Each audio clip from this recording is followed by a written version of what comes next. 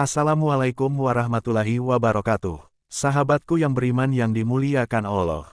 Hizbullah mencuri perhatian dunia saat muncul di depan publik, menyatakan kesiapannya berperang bersama Hamas.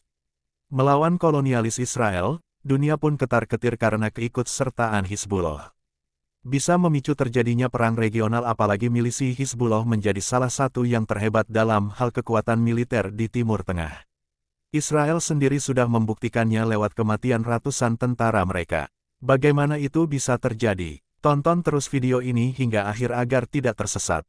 Hizbullah adalah sebuah partai politik Islam Syiah yang berpusat di Lebanon. Selain partai politik, Hizbullah juga dikenal sebagai kelompok paramiliter saat ini.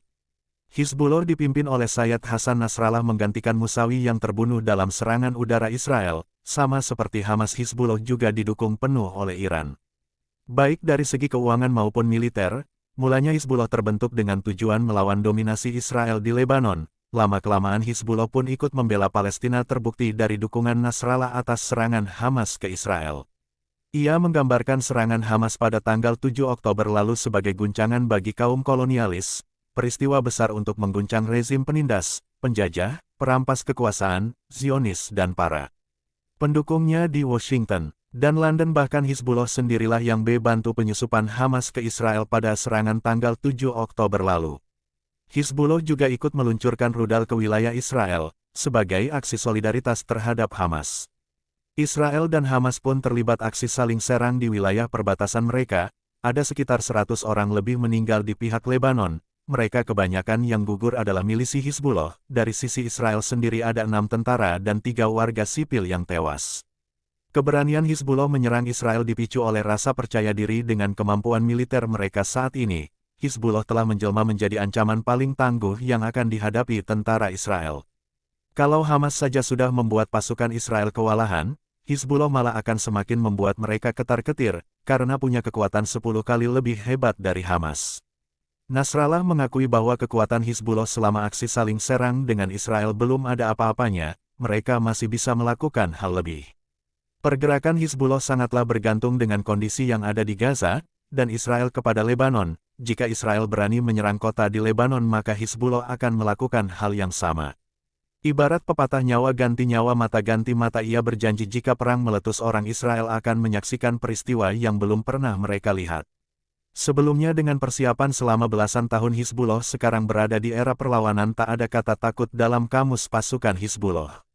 Israel tidak mau kalah. Israel akan melakukan serangan balasan yang mematikan jika Hizbullah berani menyulut perang di perbatasan.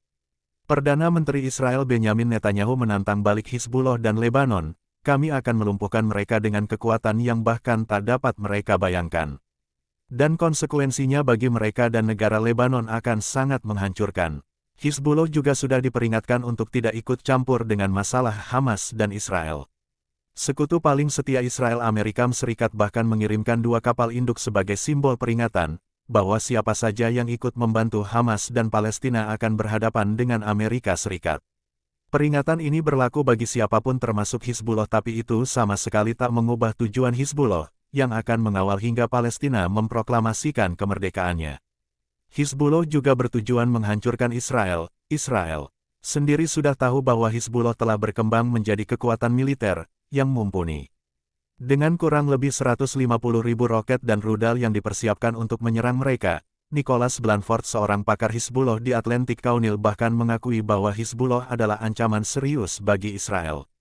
Saya pikir Hizbullah saat ini memiliki kemampuan untuk menimbulkan kerusakan terbesar kepada Israel, sejak negara Yahudi tersebut didirikan pada tahun 1948. Direktur Program Konflik dan Resolusi Institut Timur Tengah, Randa Slim, juga mengakui bahwa sistem intelijen Hizbullah meningkat pesat setelah melihat intervensi Hizbullah pada perang di Suriah, untuk membuktikan kekuatan militer Hizbullah yang telah digembar-gemborkan pimpinannya. Dan sejumlah pengamat, mari kita lihat seberapa jauh serangan Hizbullah kepada Israel. Hizbullah telah melakukan total 84 serangan di 42 titik di daerah perbatasan Lebanon. Israel, perlawanan yang Hizbullah lakukan telah membuat 120 tentara Israel tewas dan cedera. Selain itu mereka juga berhasil menghancurkan 9 tank, 33 radar, 140 kamera pengintai, 69 sistem komunikasi, dan 27 sistem intelijen. Dalam laporan lain disebutkan bahwa selama serangannya kepada Israel, Hizbullah telah mencatat ada 354 tentara IDF yang menjadi korban data tersebut. Dipublikasikan dalam bentuk infografis berbahasa Arab, serangan Hizbullah ini juga sebagai aksi balas dendam atas kematian dua jurnalis Al-Mayadin, sebuah kantor berita yang berpusat di Beirut, Lebanon. Kantor berita ini menjadi salah satu yang terbesar di Timur Tengah, bersaing dengan Al Jazeera dari Qatar dan Al Arabiyah dari Arab Saudi. Jurnalis Al-Mayadin yang gugur itu adalah Farah Omar, seorang koresponden, dan Rabi Memaris, seorang kameraman, yang sedang bertugas. Mereka terkena serangan pesawat tanpa awak yang diluncurkan Israel. Di Terfa, Lebanon Selatan, mereka menjadi sasaran roket Israel setelah mengakhiri laporan pengeboman Israel ke Lebanon Selatan. Peristiwa ini menambah panjang daftar pelanggaran hukum internasional yang telah dilakukan Israel. Seperti yang telah disebutkan sebelumnya, Hizbullah punya ratusan ribu roket dan 48 di antaranya berjenis roket Katose telah ditembakkan ke pangkalan militer Israel yang ada di Ain Zetim, kawasan Safed bagian utara Israel. Lokasinya dekat dengan perbatasan Lebanon. Sejumlah pos-pos militer milik Israel memang menjadi sasaran Hizbullah. Sebut saja seperti di Jal Al-Alam, Berket Risa, Al-Manara, Ramim, dan Biranin. Salah satu serangan berhasil memperak-perandakan pangkalan militer Israel yang ada di Brani. Konflik antara Lebanon dan Israel telah dimulai sejak tahun 1948, saat Israel mendeklarasikan berdirinya negara Israel. Sehari setelahnya, negara-negara Arab termasuk Lebanon memerangi Israel. Lebanon saat itu baru merdeka dari Prancis dan hanya memiliki kekuatan militer yang kecil dibandingkan negara-negara Arab lainnya. Israel berhasil membuat pasukan Arab kewalahan dan berhasil menduduki sebagian wilayah Lebanon Selatan. Untungnya terjadi gencatan senjata sehingga mau tak mau mengharuskan Israel mundur ke perbatasan. Konflik kedua negara terus terjadi, tapi yang paling membekas adalah perang di tahun 2000 dan 2006. Tahun 2000 menjadi awal mulai kekuatan Hizbullah mulai terlihat. Saat itu Hizbullah berhasil memaksa Israel melakukan gencatan senjata dan melakukan pertukaran sandera. Dua jenazah tentara Israel yang ada di tangan Hizbullah ditukar dengan 500 tawanan warga Palestina dan Lebanon yang dipenjarakan di Israel. Selain itu, Hizbullah juga berhasil menguasai kembali Sheba Pams yang sebelumnya diduduki Israel. Kemudian tahun 2006 Israel kembali menyerang Lebanon dan terjadilah perang hebat di antara kedua negara tersebut. Hizbullah berhasil menghancurkan tank milik Israel. 122 tentara Zionis dan 43 warga sipil meninggal dalam perang tersebut. Sayangnya Lebanon juga menderita banyak kerugian, ada 1.100 warga Lebanon yang meninggal ditambah ribuan rumah yang hancur, jembatan amruk, dan fasilitas medis yang rusak. Kedua perang tersebutlah yang membuat Hizbullah semakin dikenal.